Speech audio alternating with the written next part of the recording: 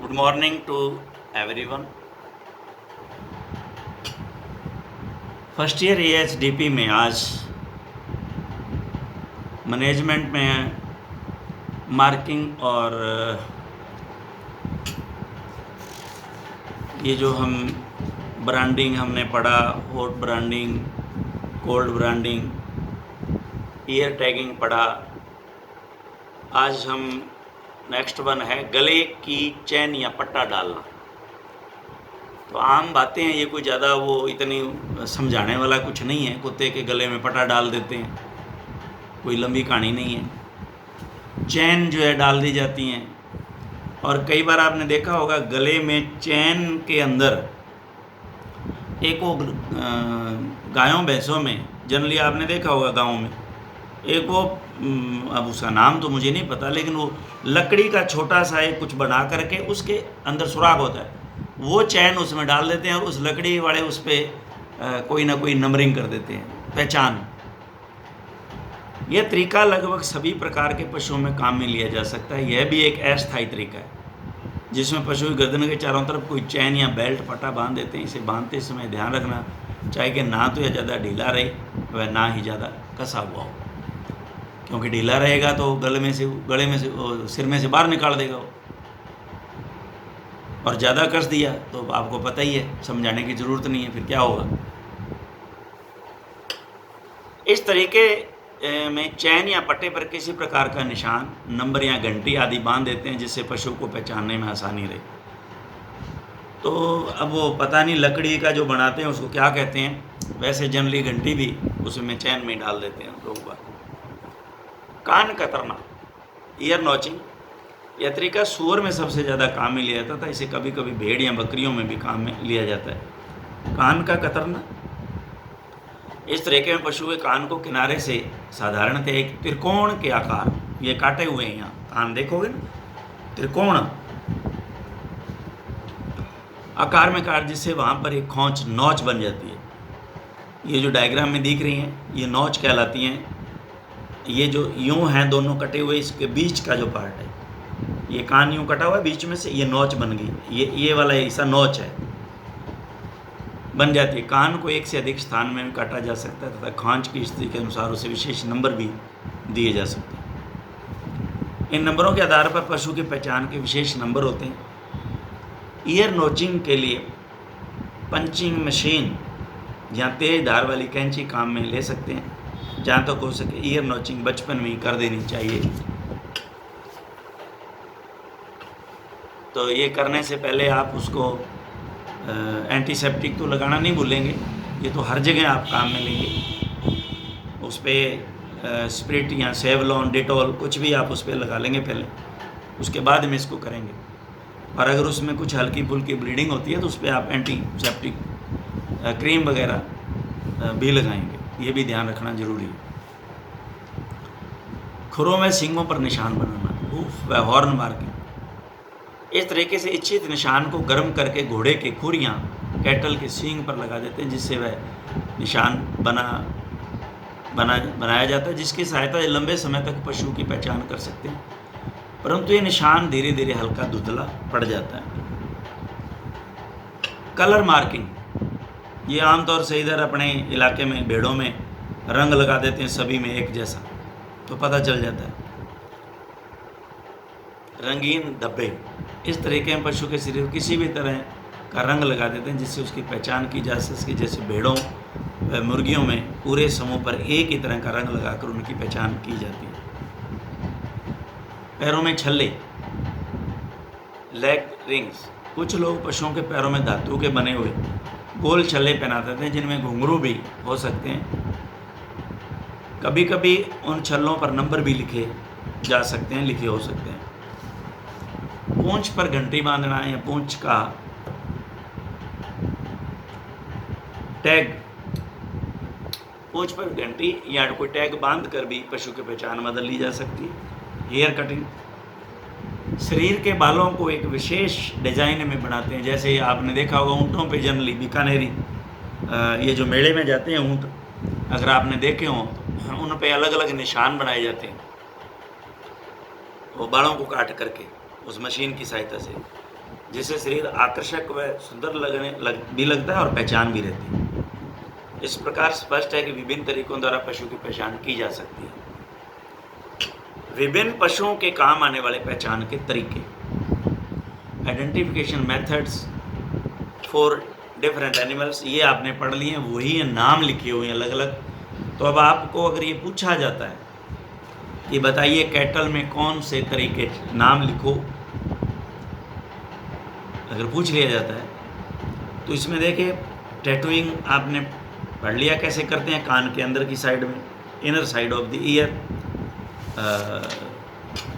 Tattooing machine से numbering और colouring आपने पढ़ लिया, ब्रांडिंग कोल्ड और हॉट दोनों, ईयर टैगिंग उड़कली लगाना कान में, नेक चेन गले में चेन, तो ये कैटल बुफेलो में सेम है।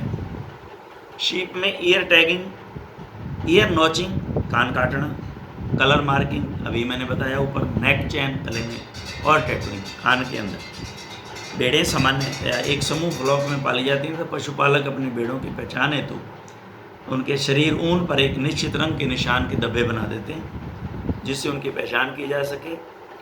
और शीरिंग यानी ऊन कतरना के समय रंग धोने पर उतर जाता है ऊन से। इसके अलावा भेड़ों में रंगीन धब्बे उनके प्रजनन के समय, very good, it is very important, underline कर लेना, प्रजनन के समय, टपिंग के समय भी बहुत काम आते हैं। तो क्या होता है कि जो रैम है, मेल है, उसके यहाँ इस जगह पे पूरा जो है वो कलर लगा देते हैं, और जब वो माउंट करता है शीप पे, भेड़ पे टपिंग करता है, तो वो रंग उस भेड़ के लग जाता है। तो इससे क्या हो जाता है, इससे पता लग जाता है कि कौन सी भेड़ को ये सर्विस मिल चुकी है या रैम उस पर माउंट हो चुका है, इससे पता चल जाता है। तो ये कहते हैं प्रजनन काल में रैम के सीने पर रंगीन धब्बा लगा देते हैं, जिससे टपिंग के समय रंग ईव के रंग क्षेत्र पर लग जाता है। इससे पता लगाया जा सकता है कौन सी भेड़ का प्रजनन हो चुका है, उसे कोई अलग निशान भी दिया जा सकता है। गोट में ear tagging, ear notching, tattooing, neck chain हो गया। Horse branding, hoof marking, natural colours and markings जो हमने पढ़ लिए। कैमल में भी branding, ear tagging, hair cutting. Pig में ईयर नॉचिंग, टैटूइंग और डॉकिंग, ये तरीके जो है मेन तौर से देखिए आप, हेयर कटिंग ये लगभग इसमें कैमल में ही आपने देखा है, बाकियों में तो इन चीज़ों को नोट करें आप। यहाँ मल्टीपल चॉइस में लिखा होगा तो आपको हेयर कटिंग देखिए यहाँ कहीं नहीं है, एक से कैमल, तो कैमल आपको वहाँ लिखना होगा। पिग में ear notching, tattooing, docking. Poultry में पोल्ट्री के अंडे से बाहर आने, हैचिंग के 1-2 दिन पश्चात उसके फीदर्स पर एल्यूमिनियम धातु या प्लास्टिक के हल्के टैग लगा देते हैं, जिन्हें विंग टैग कहते हैं। वह इन पर कोई लेटर, नंबर या निशान अंकित होता है, जिससे पोल्ट्री की पहचान की जाती है। इसके पश्चात पोल्ट्री के परिपक्व हो जाने पर विंग टैग हटा देते हैं और लेग में एक जो है वो बैंड, लेग में बैंड जो है वो डाल देते हैं, उस पर नंबर वगैरह होते हैं, तो ये पहचान उसमें उससे हो जाती है। तो ये हमने शायद इसको पहले भी लगभग किया था, यहाँ कुछ रह गया था, इसमें डाउट था, तो इसलिए मैंने आपको पूरा का पूरा दोबारा इस चैप्टर को क्लियर कर दिया। और आज जो है हम न्यू चैप्टर हमारा जो रहेगा वो 9वां चैप्टर है, और बड़ा ही इम्पोर्टेंट है ये, पशुओं के सामान्य तापक्रम, नाड़ी व श्वसन दर। डायग्नोज में इनका बड़ा रोल है। ट्रीटमेंट में के समय अगर आपको डायग्नोज, अनुदान, ये जो आपने डायग्नोज करना है, निदान करना है, तो आपको ये पता होना चाहिए कि नॉर्मल टेम्परेचर कितना है। अब ये अब नॉर्मल है या सब नॉर्मल है, तो इसका ही नहीं पता, नॉर्मल का तो उसका कैसे पता चलेगा। तो पशुओं के सामान्य तापमान, नाड़ी व श्वसन का पता होना बहुत आवश्यक है, क्योंकि इससे पशुओं की स्वस्थ व सामान्यता का पता चलता है, तथा ये कई बार पशुओं की बीमारी को पहचानने में डायग्नोज में भी बहुत सहायक सिद्ध होते हैं। बीमार पशुओं का तापमान, नाड़ी व श्वसन दर अपने सामान्य स्तर से कम या अधिक हो सकते हैं या पशु के बीमार व अस्वस्थ होने को इंगित करते हैं। सब नॉर्मल या हाई। सब नॉर्मल कहते हैं कम टेम्परेचर, नॉर्मल और हाई ज़्यादा है, बराबर है, कम है। किसी भी पशु में सर्वप्रथम श्वसन दर, उसके बाद नाड़ी दर व अंत में तापमान ज्ञात करते हैं। हालांकि पशु में नाड़ी दर ज्ञात करने का इतना अधिक महत्व नहीं है।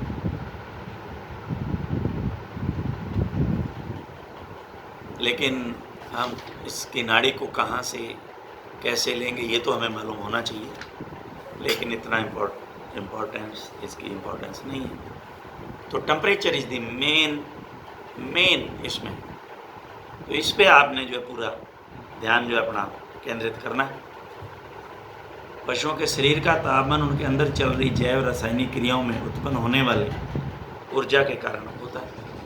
आपने देखा है मेटाबॉलिज्म, जो सेल चल रही है जिससे एनर्जी प्रोड्यूस हो रही है, हम काम कर रहे हैं, खाना खाते हैं, मेटाबॉलिज्म, ये सारा जो है ऑक्सीजन जाती है, तब ये ऑक्सीडेशन की क्रिया, मेटाबॉलिज्म की क्रिया ये जो चल पाती हैं। ब्लड के थ्रू हीमोग्लोबिन में ऑक्सीजन जो है सेल तक, प्रत्येक सेल तक पहुंचती है, और जितने भी उसके ज़रूरत के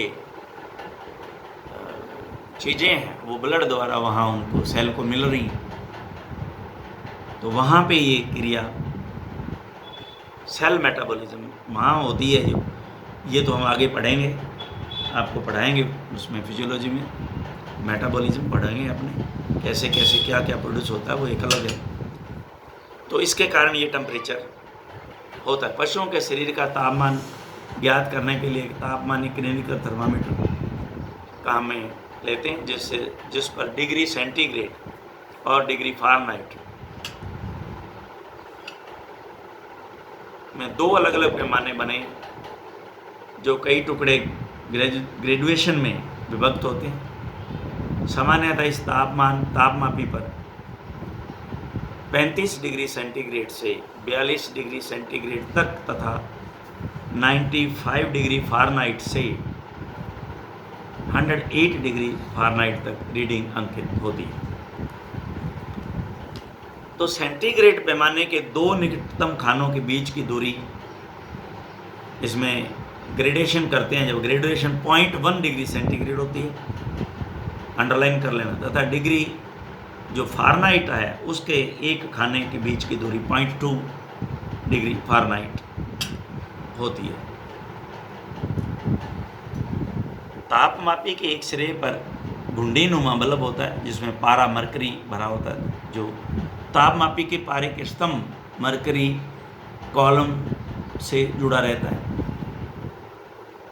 जो थर्मामीटर के अंदर जो पारा है, ये यहाँ डायग्राम में दे रखा है, ये जो ब्लैक कलर में, ये ब्लैक कलर के अंदर तो यहाँ बल्ब है, ये पारा भरा हुआ है, लेकिन ये बीच की जो मध्य लाइन है ये इससे भी जुड़ा रहता है, ये इससे भी जुड़ा रहता है। वह ताप पाकर पारा मरकरी कॉलम में, इस कॉलम में बीच में चढ़ जाता है तथा तापमापी के पैमाने पर तापमान दर्शाता है। आजकल डिजिटल थर्मामीटर भी काम में लिए जाते हैं, जो स्क्रीन पर सीधे ही तापमान दर्शा देते हैं। पशुओं के शरीर का तापमान तापमापी के बल्ब वाले सिरे को उनके एनस से रेक्टम में डालकर उसकी दीवार रेक्टल म्यूकस मेम्ब्रेन से टच कर दें। देखिए थर्मामीटर को जब ये एनस में, पहले तो आप लुब्रिकेंट लगाते हैं एनस में कोई, या उस पर थर्मामीटर पे लगा लीजिए, तो अब आप उसको जब एनस में डालेंगे तो वो लुब्रिकेंट है वो आराम से चला जाएगा, और आप अंदर ले जाते ही रेक्टम की जो दीवार है उससे यूं टच करेंगे, इधर टेढ़ा कर लेंगे, या यूं कर लें या यूं कर लें, थोड़ा टेढ़ा करेंगे तो रेक्टम को की अंदर की म्यूकस मेम्ब्रेन जो दीवार है उसको टच कर जाएगा। करा ले। तापमापी को रेक्टम में करीब 1 मिनट तक रखने के बाद बाहर निकाल कर उसके पैमाने से तापमान नोट कर लेते हैं, जो पशु शरीर के तापमान को दर्शाता है। ये पोल्ट्री के शरीर का तापमान तापमापी को उसकी क्लोएका में घुसाकर लिया जाता है। तो उधर एनएस कहलाएगी, इधर क्लोएका कहलाएगी ना। आपने शायद पढ़ा है, नहीं पढ़ा तो अभी आप इसका पढ़ोगे कि क्लोएकल जो ओपनिंग है, इसमें तीनों ओपनिंग किस तरह हैं वो आपने नोट में आपको क्लियर होगा सारा। तापमान को प्रभावित करने वाले कारक, factor affecting the body temperature. पशुओं के शरीर के तापमान को प्रभावित करने वाले प्रमुख कारक निम्न हैं। इलनेस, बीमारी, बीमार पशु का तापमान बीमारी के अनुसार घट, जैसे मिल्क फीवर या बर्ड बुखार में, फीवर में बढ़ जाएगा, फीवर है ना, और मिल्क फीवर में कम हो जाता है। भोजन, फीडिंग, भोजन करने के दौरान कुछ समय पश्चात तक शरीर का तापमान बढ़ा हुआ रहता है, क्योंकि मेटाबॉलिज्म हल्का सा BMR बढ़ता है, बेसल मेटाबॉलिक रेट। भोजन, वातावरण, एनवायरनमेंट, साधारण गर्मियों में शरीर का तापमान बढ़ जाता है, सर्दियों में यह थोड़ा कम हो जाता है। सेक्स, मादा पशुओं का तापमान नर पशुओं की तुलना में थोड़ा अधिक होता है। एज, जवान पशुओं का तापमान बूढ़े पशुओं की तुलना में अधिक होता है। एक्सरसाइज, व्यायाम के दौरान व इसके कुछ समय पश्चात तक शरीर का तापमान बढ़ा हुआ रहता है। बेसल BMR बढ़ जाता है, बेसल मेटाबॉलिक, उत्तेजना, एक्साइटमेंट, उत्तेजना के समय शरीर का तापमान बढ़ जाता है। तापमान ज्ञात करने की विधि, रिकॉर्डिंग ऑफ बॉडी टेम्परेचर। पशुओं के शरीर का तापमान ज्ञात करने के लिए सर्वप्रथम पशु को कंट्रोल करना जरूरी है, क्योंकि नहीं तो वो लात मार देगा। तो ट्रेविस में ही हम लेते हैं उसको, खड़ा करके पशु चिकित्सालय में या पेड़ दीवार के पास पूंछ पकड़कर काबू में करते हैं। अस्पताल में आए हुए पशु को 20 से 30 मिनट तक जो है उसका पहले आराम करने दें, ताकि वह सामान्य स्थिति में आ सके। तथा यह भी ध्यान रखना चाहिए कि पशु उत्तेजित या भयभीत नहीं हो। इसके बाद आप मापी को झटका देकर उसके पारे को पैमाने के नीचे लाते हैं। वह एक स्प्रिट स्वैब से इसे साफ करते हैं। इसके पश्चात पशु की पूंछ उठाकर दूसरे हाथ से ताप मापी के बल्ब को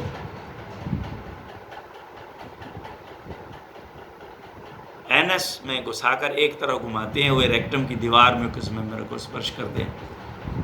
इसमें एक बात जो इन्होंने छोड़ दी बीच में, मैंने आपको बताया था कि इससे पहले जो है आप अपना जो ताप मापी है, थर्मामीटर है, उस पे लुब्रिकेंट जरूर लगा लें,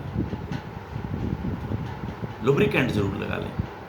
चाहे वो सौंप हो, अगर सौंप पड़ी है तो उस सौंप पे उसको हल्का सा पानी का छींटा लगा के सौंप के ऊपर, और उसको यूँ 2-3 बार यूँ अगर उस पर रगड़ लेंगे उसको, तो उस पर वो सौंप जो है वो उसका झाग या चिकनापन आ जाएगा। तो अब आप जब एनएस में लगाओगे तो पशु जो है वो इरिटेशन नहीं करेगा, मानेगा, तो इन्हीं तो प्रॉब्लम करेगा। ये एक बीच में छोड़ दिया, इसमें आप लाइन जरूर लिख लेना, स्पर्श कर। इस बात का ध्यान रखना चाहिए कि तापमापी बल्ब गोबर में ही नहीं रह जाए। तापमापी को स्थिति में करीब 1 मिनट तक करेंगे, क्योंकि वो टच करेंगे तो म्यूकस मेम्ब्रेन को टच करेगा, अदरवाइज वो गोबर के बीच में रह जाएगा तो तापमान नहीं ले पाएगा प्रॉपर। इसके पश्चात तापमापी को बाहर निकाल लेते हैं। स्प्रिट स्वैब से इसके मरकरी कॉलम को साफ करके जल्दी से पैमाने पर रीडिंग नोट कर लेते हैं। यही पशु के शरीर का तापमान। मादा पशुओं में वेजाइनल टेम्परेचर रेक्टल टेम्परेचर से करीब 1 डिग्री फ़ारेनहाइट अधिक होता है। ये अंदर अंडरलाइन करें, लेकिन कभी जनरली लेते नहीं हैं, रेक्टम से ही लेते हैं। एनएस से ठंडे मौसम में वह कमज़ोर पशुओं का तापमान सामान्य से कम होता है। जवान व ग्याबिन यंग व प्रेग्नेंट पशुओं का तापमान सामान्य से ज़्यादा होता है। पशु शरीर का तापमान यदि सामान्य से अधिक हो तो उसे हाइपरथर्मिया, और अगर शरीर से इसका अगर सामान्य से कम हो तो इसे हाइपोथर्मिया कहते हैं।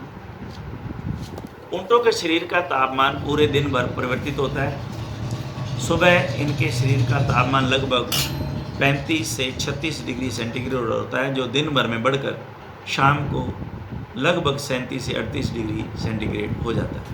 तो इसीलिए इसका तापमान जो है, ऊँट का तापमान 3 बार नोट करते हैं, सुबह, दोपहर और शाम को। तीनों डिफरेंट मिलेंगे आपको, नहीं तो सुबह शाम तो पक्का है 2 बार। डिग्री सेंटीग्रेड को डिग्री फ़ारेनहाइट में परिवर्तित करने का ये फार्मूला, इसको आप 100% याद कर लें, अंडरलाइन कर लें इसको। ये 2 नंबर का जरूर पूछा जाता है। तो एक में देखिए आप, कुछ खास बातें ध्यान में रखने वाली हैं कि देखिए डिग्री सेंटीग्रेड को जब फ़ारेनहाइट में चेंज करेंगे तो 9/5 होगा, और फ़ारेनहाइट को डिग्री सेंटीग्रेड में परिवर्तित करेंगे तो 5/9 हो जाएगा। वहाँ प्लस 32 था तो यहाँ F माइनस जो है वो 32 हो जाएगा। तो ये डिग्री फ़ारेनहाइट से डिग्री सेंटीग्रेड में, ये आपको याद रखना बड़ा जरूरी है, इसको आप याद करें। अब नॉर्मल बॉडी टेम्परेचर, विभिन्न पशुओं के शरीर का सामान्य तापमान, ये बड़ा ज़रूरी है याद रखना, क्योंकि आपके पास में तो पोल्ट्री मुर्गा लेके आ जाएगा, तो आपको अगर पता ही नहीं है कि उसका टेम्परेचर इतना होता है तो आप उसको बुखार समझ लेंगे, क्योंकि ये तो कंप्लीट थर्मामीटर को 108 डिग्री सेंटीग्रेड फ़ारेनहाइट है तो 108 तक आ जाता है ये नॉर्मल। तो देखिए कैटल में 1 वर्ष तक के लिए 101.3 से 104 नॉर्मल, 1 वर्ष से अधिक में 99.5 से 103 तक नॉर्मल, बुफेलो में, शीप गॉट, तो अब आप देखिए लगभग अप्रॉक्सीमेट 101 से 4, गॉट में 101 से 4। अब ये 102 से 4 याद रख लो इसको।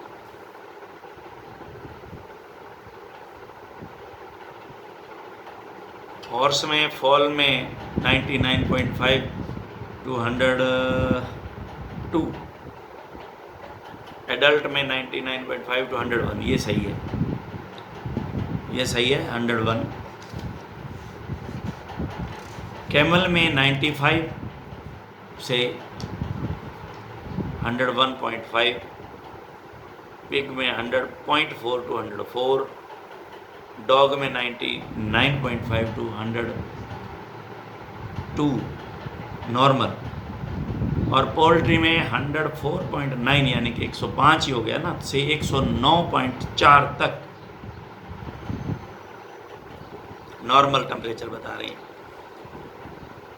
जबकि हमने 107 नॉर्मल इसका पोल्ट्री का पढ़ा है। ये नई बुक है तो मान लेते हैं 107 नॉर्मल, 107.5 नॉर्मल, उससे बढ़ा हुआ तो टेम्परेचर ही मानते हैं, क्योंकि हमारे पास थर्मामीटर 108 डिग्री है, डिग्री फ़ारेनहाइट, इसके लिए थर्मामीटर भी दूसरा लेना पड़ेगा।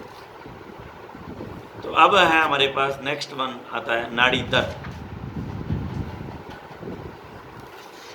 नाड़ी दर, नाड़ी दर, पल्स रेट। पहले भी ये इंगित कर दिया कि इतना महत्वपूर्ण जो है वो नहीं है, लेकिन फिर भी याद करें, पूछा जा सकता है। हृदय अपने संकुचन से रुधिर को धमनियों में धक्का देता है, जिसके कारण एक लहर पैदा होती है जिसे नाड़ी या पल्स कहते हैं, जो बीट्स, स्पंदन या धड़कन के रूप में महसूस होती है, तथा प्रत्येक बीट हृदय के संकुचन के साथ पैदा होती है। 1 मिनट में पैदा हुई बीट्स को नाड़ी दर, पल्स रेट कहते हैं। बीट्स पर मिनट नाड़ी दर का पशुओं में इतना अधिक महत्व नहीं है, क्योंकि इसे ज्ञात करके व इसकी विभिन्नताओं का पता लगाने के लिए ज़्यादा उपकरण उपलब्ध नहीं है, जिस कारण इसके आधार पर कोई निष्कर्ष निकाल पाना मुश्किल है। लेकिन ह्यूमन बीइंग में, आयुर्वेद में इसका बहुत ज़्यादा महत्व है। आयुर्वेद में, ह्यूमन बीइंग में इसका बहुत ज़्यादा महत्व है। विभिन्न पशुओं में नाड़ी दर ज्ञात करने की सामान्य जगह, ये अब आप सामान्य जगह कहाँ से नाड़ी दर लेते हैं। देखिए, नंबर 1 है कैटल और बुफेलो में मिडल कॉक्सिजियल आर्टरी। कॉक्सिजियल ये जो है, जब आप पूंछ, टेल ऑफ द पूंछ, टेल, अब जो टेल आएगी ना, origin of the tail, sorry, origin of the tail. देखिए, ये जानवर है, ये यहाँ से मान लीजिए ये जानवर है और ये उसका टेल है, पूंछ है, ये उसका टेल का ओरिजिन है। यहाँ से आप 4 इंच या 2.5 से 5 इंच यूँ मान लीजिए नीचे आ जाइए, और उसके नीचे यूँ आप ये जो कॉक्सिजियल, आपने कॉक्सी वर्टिब्री तो पढ़ी है, ये कॉक्सिजियल वर्टिब्री, तो यहाँ आप इन 4 उंगलियों से अगर आप यहाँ हाथ नीचे डॉर्सल नहीं, वेंट्रल साइड पे आप लगाएंगे उसके टेल के, पूंछ के, तो यहाँ आपको जो है वो नाड़ी दर मिलेगी, पल्स। तो यहीं से ज़्यादातर जनरली, क्योंकि ट्रेविस में जानवर काबू है और पीछे आप आराम से खड़े होकर उसकी पल्स रेट जो है वो नोट कर सकते हैं पर मिनट। Middle coccygeal artery. इसके बाद में आता है फेशियल आर्टरी। तो ये फेस पे है जो फेशियल आर्टरी है, इस पे हाथ लगा करके आप इसका पल्सेशन ले सकते हैं। एक्सटर्नल मैक्सिलरी आर्टरी, ये मैक्सिला बोन है, ये मैंडिबल है, ये मैक्सिला बोन। मैक्सिला बोन जो है, ये जो हमारा फेस है, इसकी सबसे लंबी हड्डी, फेस की सबसे लंबी हड्डी जो है मैक्सिला, इसके आगे प्री मैक्सिला आती है। तो ये मैक्सिला जो है, इसके ऊपर एक्सटर्नल यानी कि बाहर, अगर आप यूँ उसके जानवर के नीचे यूँ आप जबाड़े से यूँ हाथ ले जाके इस साइड में यूँ लगाएंगे, तो यूँ भी आप नोट कर सकते हैं और आप यूँ भी नोट कर सकते हैं। तो ये एरिया ये है, आप प्रैक्टिकल में आपको समझाएंगे। एक्सटर्नल मैक्सिलरी, तो ये फेशियल है, फेस पे ये मैक्सिला है, मैक्सिलरी एक्सटर्नल बाहर की, ये जो एरिया यहाँ, तो फेस जो है ये सामने वाला, तो यहाँ फेशियल आर्टरी है, यहाँ मैक्सिलरी आर्टरी। इसके हम धड़कन जो है वो फील करते हैं, बीट पता कर लेते हैं। शीप गॉट काव में फीमोरल आर्टरी, शीप गॉट काव के अंदर जो है वो फीमोरल आर्टरी। तो आपको पता है फीमर जो है कहाँ होती है, फीमर पीछे की जो है टांग है, थाई रीजन में फीमर है। तो थाई रीजन में अगर आप ये मान लीजिए, इधर देखिए मेरी तरफ, ये जानवर खड़ा है, ये उसका थाई रीजन है, पीछे ये पीछे वाले पैर है, ये जानवर खड़ा है, ये थाई रीजन है। तो जहाँ अडर होता है, इंग्वाइनल रीजन, ये जो थाई है, यहाँ इंग्वाइनल रीजन में आप अंदर यूँ हाथ डालेंगे, यहाँ थाई अपर साइड, यहाँ हाथ डालेंगे तो यहाँ आपको इसका फीमोरल आर्टरी का पल्सेशन जो है वो मिलेगा। फीमोरल आर्टरी, ये फीमर इंग्वाइनल रीजन अंदर की साइड में जहाँ अडर है। इसके बाद में ये जो sheep got cow, small pig, dog and cat, ये सब में ये जो काम में आती है। हॉर्स में एक्सटर्नल मैक्सिलरी मैंने आपको बता दिया, एक्सटर्नल मैक्सिलरी उसी में बता दिया। फेशियल आर्टरी बता दिया। मीडियन आर्टरी, मीडियन आर्टरी हमारी जो अगले पैर, हॉर्स में अगला पैर, घोड़ा का अगला पैर है ना, तो जहाँ रेडियस, जो रेडियस है, रेडियोल्ना होती है ना, रेडियोल्ना, उसकी मिडल में ये मीडियन आर्टरी बड़ी होती है, जहाँ आके उसके 2 पार्ट अलग से चलते हैं। तो ये मीडियन आर्टरी, वहाँ अगर आप इसका हाथ रखेंगे इस तरह से, तो ये पल्स जो है मिलेगी। लार्ज पिग में मिडल कॉक्सिजियल आर्टरी भी लेते हैं, या स्टेथोस्कोप से, जितने छोटे हैं इनमें स्टेथोस्कोप से भी इसको नापते हैं। तो अब हम आगे इसको विस्तार से बाद में जो है देखेंगे। Thank you very much.